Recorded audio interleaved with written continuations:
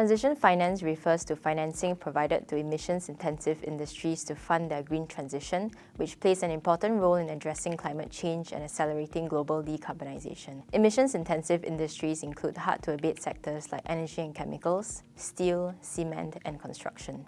Transition finance emerged as the industry realized that effective decarbonization of the global economy would require more than green and sustainable finance. Compared to green and sustainable finance that have largely focused on channeling funds to green and environmentally friendly projects, transition finance aims to mobilize funds for the transition of emissions-intensive brown sectors to be greener. Decarbonizing emissions-intensive industries through transition finance is therefore critical for the journey towards net zero.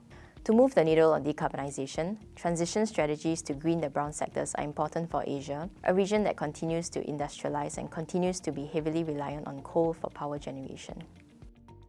China's pledge to peak carbon emissions by 2030 and reach net zero by 2060 will be no easy feat for the largest global greenhouse gas emitter.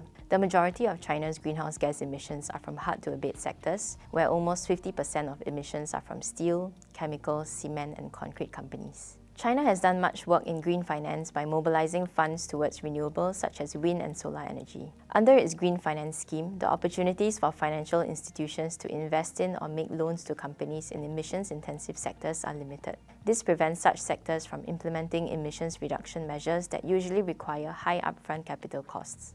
In November 2022, the G20 Sustainable Finance Working Group approved and launched a transition finance framework in Bali to support emissions-intensive sectors in better assessing bank loans and capital markets while minimizing greenwashing. China has made some progress in this area, such as the People's Bank of China developing a national transition finance framework with a focus on 4 sectors: coal and thermal power, construction material, cement, and agriculture. The Monetary Authority of Singapore is also supporting the development of an industry-led green and transition taxonomy through the Green Finance Industry Task Force for 8 focus sectors.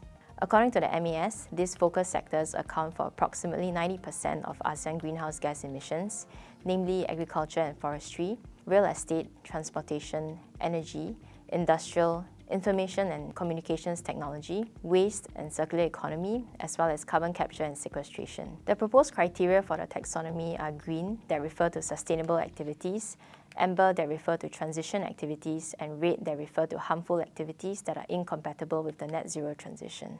When the finalized full taxonomy is published this year, there may be greater clarity for the industry on the definitions of green and transition activities to safeguard against greenwashing.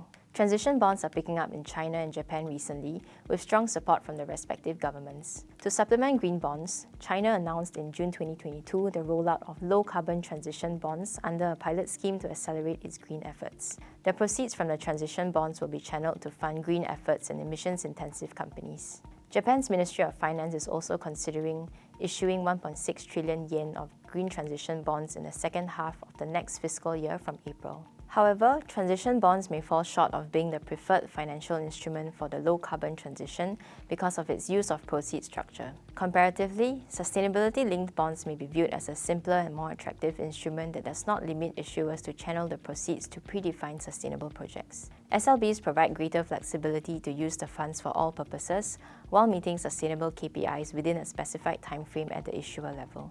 Therefore, SLBs are easier for issuers with established climate strategies and targets. As some SLBs were found to be tied to weak or irrelevant climate targets, greenwashing risks remain a concern. There needs to be greater scrutiny on the climate targets to strengthen the credibility of SLBs as an effective instrument for transition finance. To conclude, on top of sustainable and green finance, transition finance can accelerate the transition of emissions-intensive brown sectors towards a low-carbon future.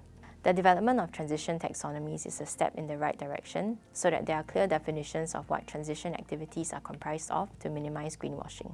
To support transition finance, there is a need to build capabilities for companies to understand the standards and innovative financing solutions to deploy decarbonization strategies. Collaborating with stakeholders to identify and implement transition technologies with the necessary financial and strong policy support will be crucial to the decarbonization journey.